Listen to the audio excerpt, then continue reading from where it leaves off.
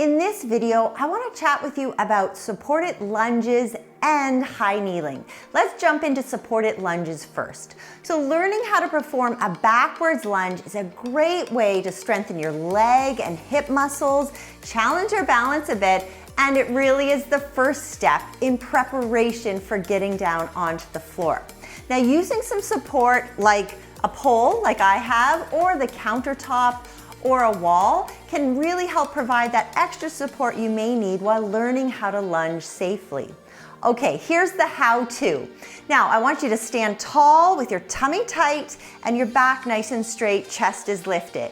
If you're using a pole or standing next to the countertop, using the countertop or wall for support, you can either use two, so two hands for support will be more, or just the one. Now I want you to take a large step backwards and you're simply gonna lower that back knee down towards the floor.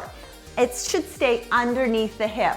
Now that front knee, notice, doesn't go too far forward. It stays relatively over that front ankle, slightly bending towards the toes. Now, as I stand up, I just bring that back leg together with the front leg and I alternate.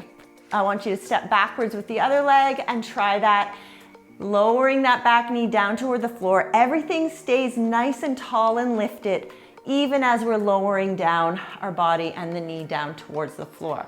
All right, now it is important to remember as you're stepping back, that front knee, we don't want it to kind of cave in or bow out. So I really want you to also really focus on keeping your knee nice and aligned, kind of in line with that ankle and toe as you lunge.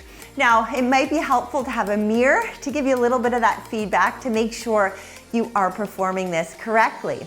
All right, so in terms of progression, you can start with just a small lunge. If you're not able to get really far down, just start into that small lunge position and keep working on it, progressively making it more challenging by dropping that knee down further towards the floor.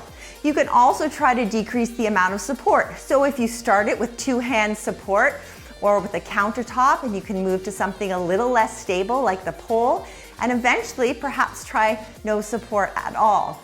Now, when you're ready, you may also want to progress it even more and add a weight to your hand. So you could hold a weight in one hand if you still need support, and you can simply leave that arm down by your side and go into that lunge, okay? Now you can work up to 8 to 12 repetitions at a time.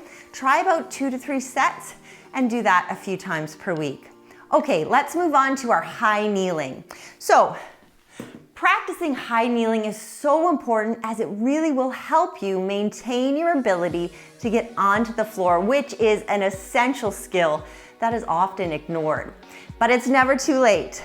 Think about getting onto the floor to play with a grandchild or a pet, picking something up off the floor, doing household chores, or even religious practices. Now, you may have been told not to kneel, or perhaps you find it quite painful. But for the most part, I want to remind you that kneeling will not hurt your knees. We just need to gradually expose them to kneeling again to help desensitize them. Using a pillow or a rolled mat under your knees while you're doing this may be just what you need to get started. So let's claim kneeling back. Here's the how-to. So I want you to have a sturdy stool or bench, coffee table even, for support. You're gonna stand tall, tummy tight, chest is lifted, and we're gonna hinge at our hips as we place our hands on that supportive surface. You're going to step back and lower one knee down, and then bring the other leg and knee down to the floor. You're in that high kneeling position.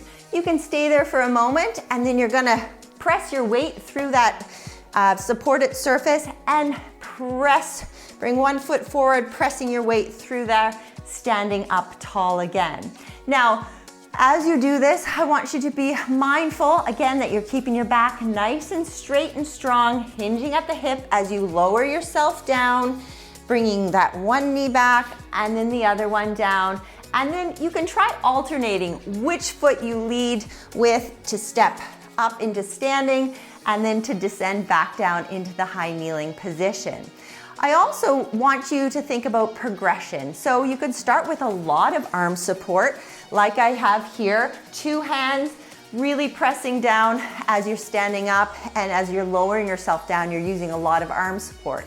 You can progress by gradually decreasing the amount of arm support you're using, and even go with that support to the side. So you're just using one hand on the support as you step back, knee comes down, other knee comes down, and then as you press up into standing, you can either press through that support on your side or even through your thigh as you stand up tall again.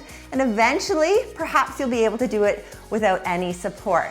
All right, now I would recommend you practice this every day, trying to achieve maybe 4 to 6 repetitions at a time, breakfast, lunch, and dinner. All right, I hope that helps you get started.